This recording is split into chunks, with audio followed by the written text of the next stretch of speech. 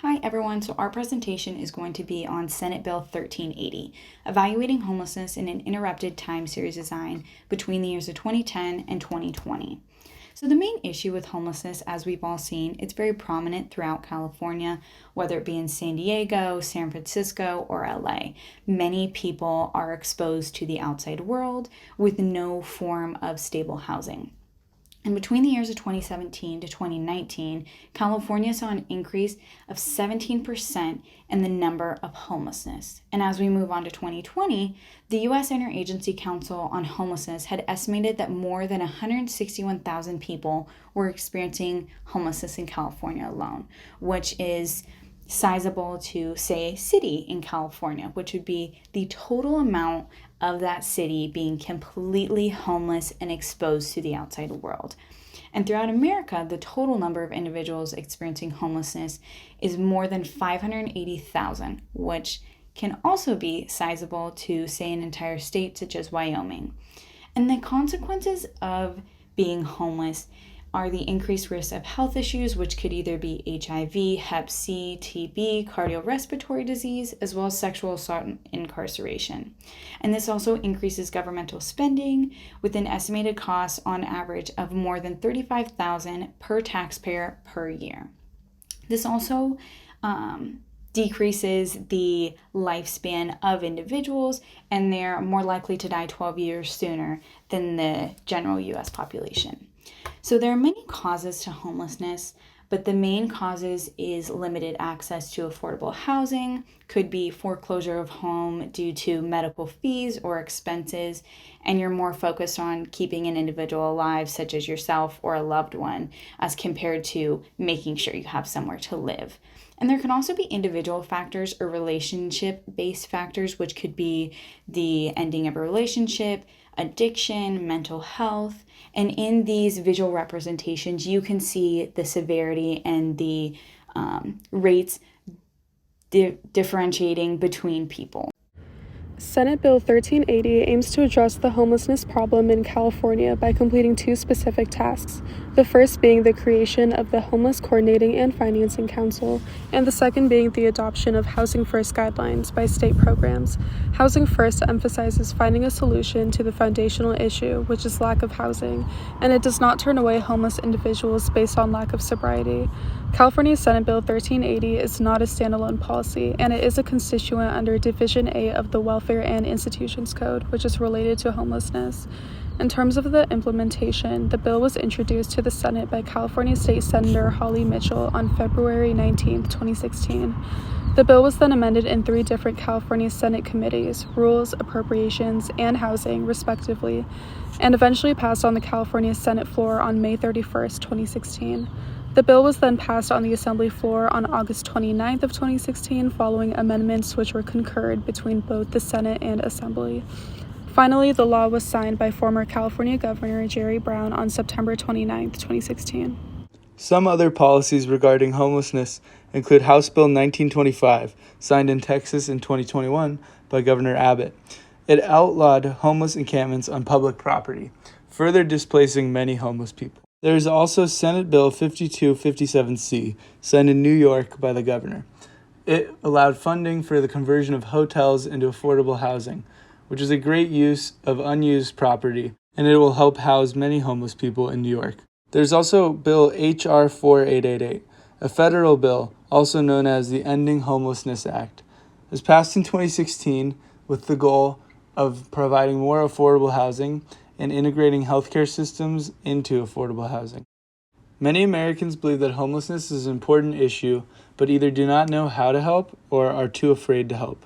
According to a poll, 9 in 10 Americans believe that homelessness is a very serious issue, and 63% believe the government does not spend enough money to help homeless.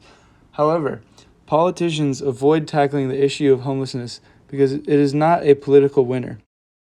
Homeless people have very low rates of voting, and most people do not go out of their way to advocate for homeless issues in politics.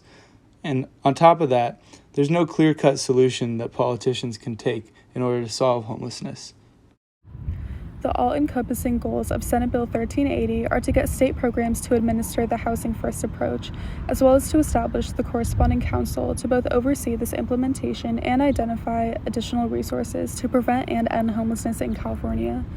That being said, the inputs or resources needed to implement this policy include the Housing First curriculum, which consists of the specific regulations and guidelines.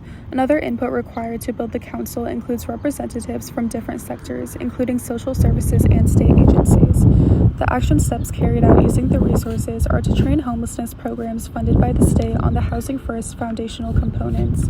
Additionally, we will formally create the Homeless Coordinating and Financing Council with the representatives identified in the inputs section. Next, our tangible products and evidence of completion of the activities consists of a workshop for state program landlords. Our second output consists of the partnership formed between agencies of differing levels and collaborating towards a common goal. The short-term change due to the policy is the comprehension grasped in utilizing the Housing First strategy to find a solution to homelessness in an empathic manner by taking individuals' lived experiences into account. The intermediate outcome is a rise in the number of homeless individuals who have access to temporary housing. The long-term changes as a result of the policy are comprised of an increase in housing retention rates, a decrease in regression toward chronic homelessness, as well as a reduction in the amount of public services that are made use of. The all-encompassing goals of Senate Bill 1380 are to get state programs. The evaluation questions are as follows. 1. Did the policy increase the understanding about the significance of using Housing First as a means for recovery instead of a reward? 2. Did the policy result in a growth in the number of individuals placed in short-term housing? And 3. Did the policy reduce the regression towards chronic homelessness by supplying permanent housing options?